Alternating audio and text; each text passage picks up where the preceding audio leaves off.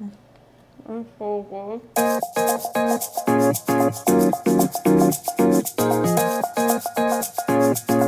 Hello, we're back, and today we're gonna make more food. You asked for it, I'm doing it. We're making 3 easy vegan pastas today. I would say at this point in where we are in 2021, easy is kind of the name of the game when it comes to cooking. So one of my favorite things to make when I feel like I need to be comforted from the inside out is pasta. So today I'm gonna show you 3 super easy ways that you can make pasta for dinner, for your family, for yourself, in basically under like 15 to 20 minutes. I'm super excited because today is sponsored by Oatsum, my new plant-based milk obsession. So Oatsum is a delicious plant-based milk. It is organic, it is gluten-free. It is the sustainable choice, quite frankly, when it comes to plant-based milk. So oats actually use 80% less water than almonds, and I have switched to oat milk, I guess it was a couple years ago now, just because it's just so much better. It's creamier, you can cook with it a lot better. It's really good for baking, cooking because it's so creamy. Try it in your cereal. It's absolutely delicious. Oatsum has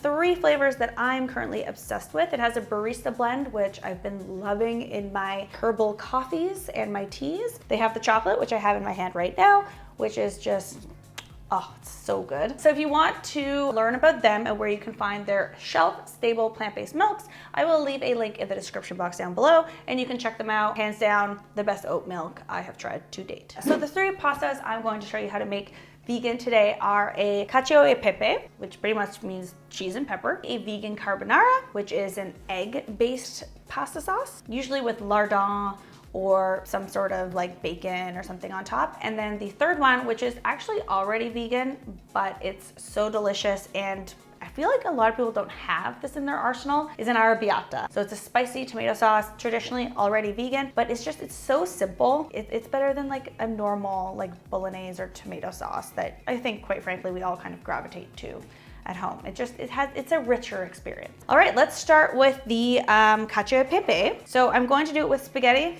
It's my favorite way to eat it. So we have our spaghetti here. I'm going to do it all in one pan. You can use a stir fry pot, cast iron pan, as long as it has a pretty thick lip. And then for the cheese, I'm using just my favorite blend of vegan Parmesan. Usually it's pecorino, but I mean, we can't get that specific in the cheese world, us vegans. So I'm going to use Parmesan and then pepper. Let's do this. All right, so our Cacio e Pepe is going to be done in one pan. Like I said, you can do this in a cast iron if it is pretty deep, or a stir fry pan, or if you, I don't know, you could also do it in a wok if you wanted to. I have this, so I'm going to use this.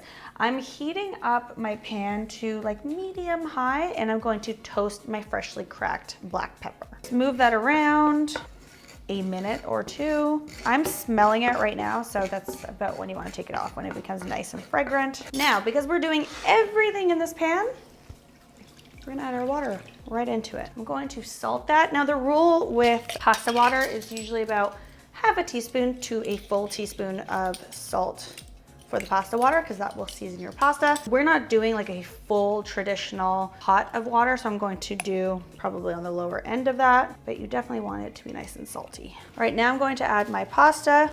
So the reason I like to do this is because this dish by nature relies on the creaminess of the cheese. So if you cook it with a smaller amount of water directly in this pan, then you get all that starch that you want from the pasta water, which will make everything really creamy. That's why they say, like, don't rinse your noodles after you've cooked them, and always reserve a little bit of pasta water. Especially, fun tip, if you have leftover pasta, save some of the pasta water. Like, I always take out about a cup and put it in a jar and stick it in my fridge, because then when you reheat the pasta next day, you can put it in a pan like this, put in the pasta water, and give it a good stir, and it heats up pasta properly. It's amazing. So I'm going to cook this until just before al dente. So depending on your pasta, it can be anywhere between 5 to 9 minutes, depending on what it is.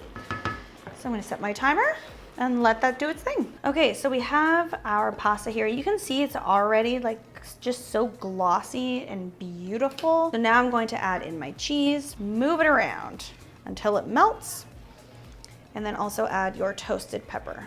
I mean, you can do this with like a vegan shredded mozzarella if you want, or a soft cheese. All right. That is our Cacio e Pepe. I have some Italian friends that are gonna hurt me for that one. Okay, so the key with this also is that you want to serve it on a warm plate. You can do it in a toaster oven. I don't have one. You could probably do it in a microwave. Don't have one of those. Just serve that up. And that's pretty much it. You can top it with more cheese if you want, more pepper. And that's your vegan cacio e pepe.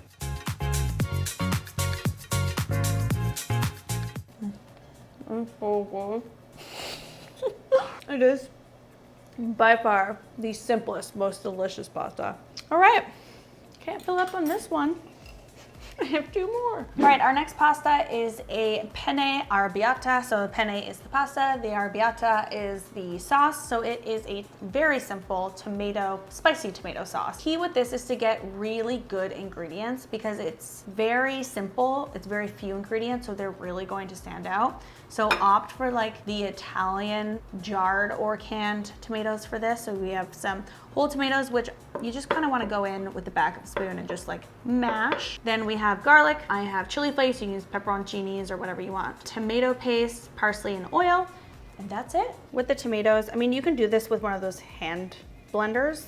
You know, the ones that you just hold, and you can blend it up a little bit, but leave chunks. Or, I mean, I just go in with the end of a spatula or wooden spoon and just kind of like stab it. And while we're doing that, heating up some olive oil in a nice deep pan. This is a stir fry pan, technically. The perfect pan for pastas. Anything with this like really thick lip here. To the hot oil, I'm going to add my garlic. This isn't minced, it's just chopped, because those nice like bits of garlic are really nice to have in your perfect bite. And then chili flakes. Again, you can use whatever hot pepper you want. So we're going to let that brown, but like a nice light golden brown. Anything more than that and it's going to burn. All right, so once you start to smell the garlic, it's probably ready to go.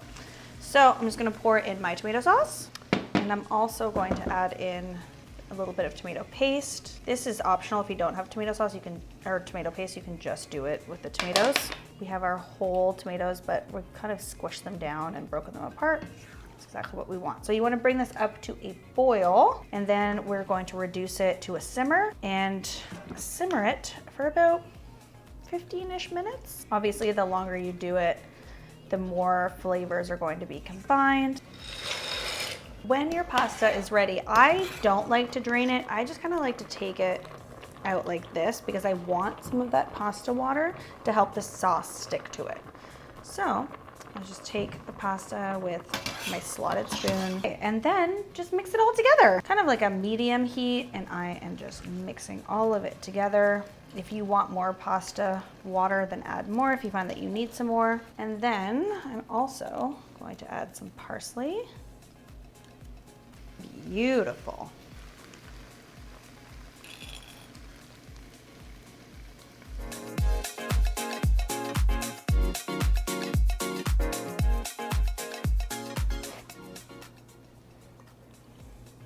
You gotta splurge on the expensive tomatoes. You really do. It was unreal. Oh my God. Okay.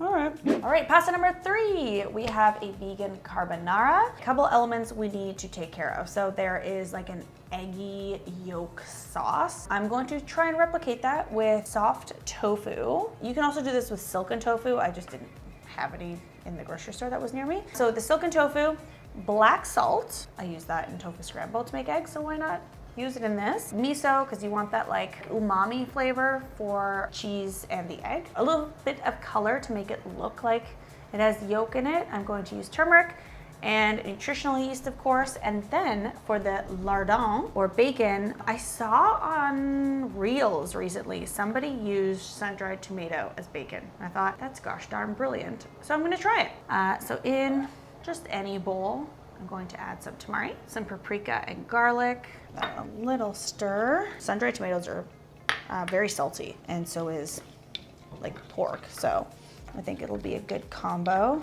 And mix it all around. Add a little bit more of the soy sauce.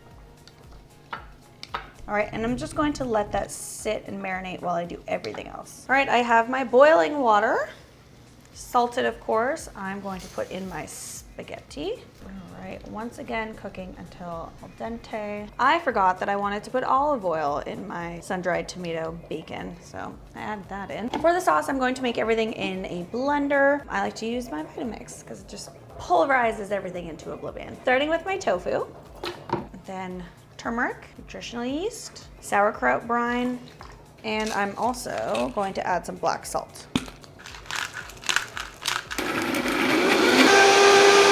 And I forgot to mention, why is there sauerkraut brine? So if you have my cookbook, you know that I make a very bomb, very Swiss fondue, like identical to fondue cheese. And what gives like the fondue, it's very like sour, cheesy flavor, is sauerkraut brine. So I thought this would probably work. You want to start this on a slow speed. We'll do like medium like this and slowly drizzle in some olive oil, kind of like if you were making a bechamel. Always, like I said, always reserve about like a cup at minimum of your pasta water. This is the pasta water from the other pastas that we did so that I don't have to wait for this pasta. I am just gonna take, don't do it like this. I'm gonna take a 1/4 cup of that pasta water, put it in with my sauce. And the reason for that is that it makes any sauce that you have with pasta to be really silky. And that's kind of what I need for the egg sauce. All right, so we have our sun-dried tomatoes. I'm gonna give them a quick fry over a high heat. So you want them to get crispy, and then I'm heating up my pan here. So with tongs, I'm going to add my pasta to my large pan. And again, I'm reserving that pasta water. And then I'm gonna start with half of my sauce mixture. A little bit more than half, let's say like 3/4. And just keep mixing that, move that around, add more pasta water as you need. The thing about doing this like the vegan way, vegan carbonara, is that you don't have to worry about cooking the egg because it's not egg. All right, I'm going to add in bacon and some cracked pepper. Give that a mix. All right, adding a little bit of parm. Mix that around to help it melt.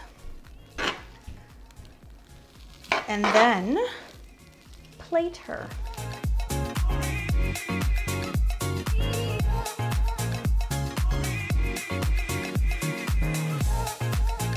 All right, let's give this a taste. So creamy. All right, there you go, 3 easy pasta recipes. Thank you so much to Oatsum for sponsoring today's video. Definitely check them out. Honestly, they are definitely the creamiest oat milk I have ever worked with. Just flawless. Find out where you can find these guys at your local grocery store by clicking the link in the description box down below. The link to all of these recipes will also be there. And if you have a request, put it in the comment section. Anything and everything. Do you want some easy breakfasts? Do you want some bomb-ass snacks? Just let me know in the comment section. If you like these videos where I show you 3 different ways to make things, give this video a big thumbs up, and I'll see you next time. Bye!